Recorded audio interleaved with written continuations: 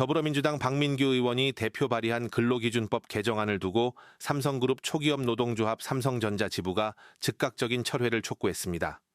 박 의원이 지난 8일 발의한 개정안은 근로자의 동의가 있을 경우 성과급 등 임금 일부를 지역사랑 상품권으로 지급할 수 있도록 하는 내용을 담고 있습니다. 지역경제 활성화와 지역화폐 사용 확대를 위한 취지인데요. 하지만 삼성전자 노조는 해당 법안이 근로기준법상 임금 통화 지급 원칙을 훼손할 수 있다고 반발했습니다. 노조는 근로자의 동의를 전제로 하더라도 회사와 근로자 사이의 힘의 차이로 인해 동의가 사실상 강요될 가능성이 있다고 주장했습니다.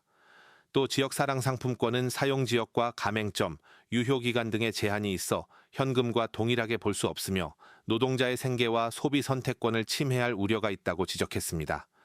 노조는 과거 공무원 임금을 지역화폐로 지급하자는 제안이 논란 끝에 철회된 사례도 언급했습니다. 이어 지역경제 활성화는 필요하지만 그 부담을 노동자의 임금에 전가해서는 안 된다고 강조했습니다. 삼성전자 노조는 박민규 의원이 대표 발의한 이번 개정안을 국회가 즉각 철회하고 근로자의 임금 선택권과 통화 지급 원칙을 보장해야 한다고 촉구했습니다. 넘지 않을 의무라면 좀 그렇지만 선을 넘지 않아야 되는 거죠.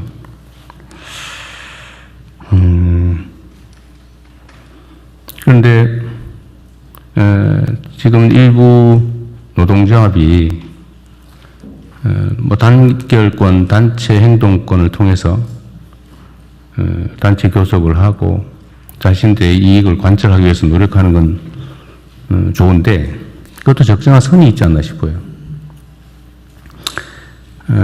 영업이익에 대해서 이익을 배분받는 것은 투자자가 하는 것입니다. 주주가 하는 거죠. 정부조차도 특정 기업들의 성장과 발전에 기여를 합니다. 세금을 깎아주기도 하고 시설 지원을 해주기도 하고 여러 가지 제도적 정비를 통해서 또는 외교적 노력을 통해서 지원하죠. 그런데 이 국민 공동의 몫이라고 할 수 있는 세금도 떼기 전에 영업이익을 일정 비율을 제도적으로 나눠 갖는다? 그건 투자자도 할 수 없는 일이죠. 투자자도 세금을 떼고 당기 순이익에서 배당을 받지 않습니까? 어쨌든 저로서는 약간 이해가 되지 않아요. 어쨌든 이런 문제들도 좀 우리 모두가 한번 고민을 해봐야 될 부분이 아닌가. 결국 이 모든 조정의 최종 책임은 정부에 있는 거죠. 이 사회 구성원들이 적정한 선을 잘 지키고 그 선 안에서 자유롭게 자신들의 권리와 표현을 할 수 있게 하는 것. 그러나 그 선을 넘을 때에 대해서는 사회 전체 공동체를 위해서 모두를 위해서 주어진 책임을 다해야 된다. 그게 정부의 큰 역할이 아닌가 그런 생각이 듭니다. 지금 사회 많은 영역에서 그런 현상들이 벌어지는 것 같아요. 상당히 극단화되는 것 같습니다. 중간이 잘 없어요. 선을 많이들 넘습니다. 이게 당장은 도움이 되거나 이익이 될지 몰라도 길게 보면 결코 그렇지 못할 것입니다. 그런 건 역사가 증명하죠. 우리가 자신들의 개인적 이익을 도모하는 것도 중요하지만 또 그 이면에 존재하는 연대와 책임의식도 좀 되새겨볼 필요가 있지 않을까 그렇게 생각합니다. 언제나 권리에는 의무가 따르고 권한에는 책임이 따르고 그래서 세상 일에는 전부 다 음양이 있는 거죠. 양지만큼 음지가 있고 산이 높으면 골짜기가 깊죠. 뭐든지 지나침은 모자람만 못하다. 한번 생각해보자는 말씀을 드렸습니다. 네, 이상입니다. 이후 회의는 국무총리께서 진행해 주시겠습니다.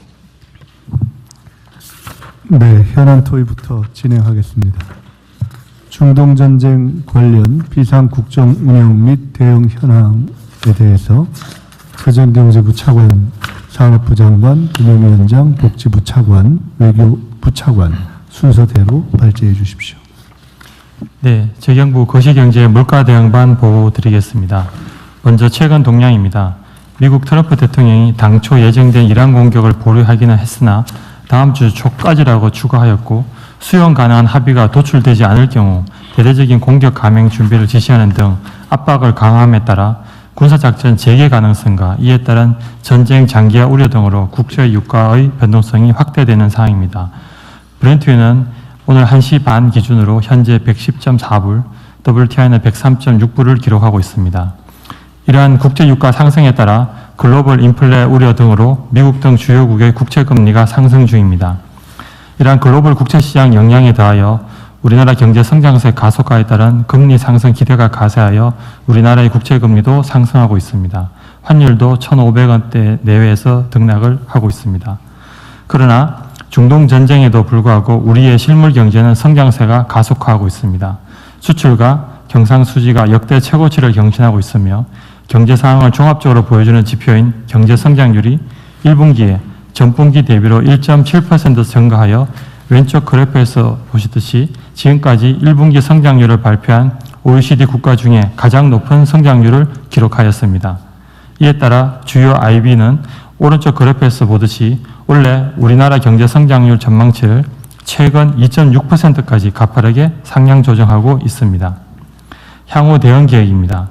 변동성이 커진 채권 외환시장을 면밀히 모니터링하고 필요시 관계기관과 공조하여 신속히 대응해 나가겠습니다. 최근 국채시장과 관련하여 시장 쏠림 여부를 예의주시하면서 현재까지 117억 불이 들어온 윅비 자금 유입 촉진을 지속 지원하는 가운데 시장 안정을 위해 다음 달 국고채 발행 물량을 축소하여 시장 부담을 완화하고 향후 변동성이 확대될 경우 시장 안정 조치를 적기에 시행해 나갈 계획입니다. 외환시장과 관련하여 출시 후 현재까지 23만 개 계좌가 개설된 국내 시장 복귀 계좌의 활성화 등 수급 안정 노력도 지속하겠습니다.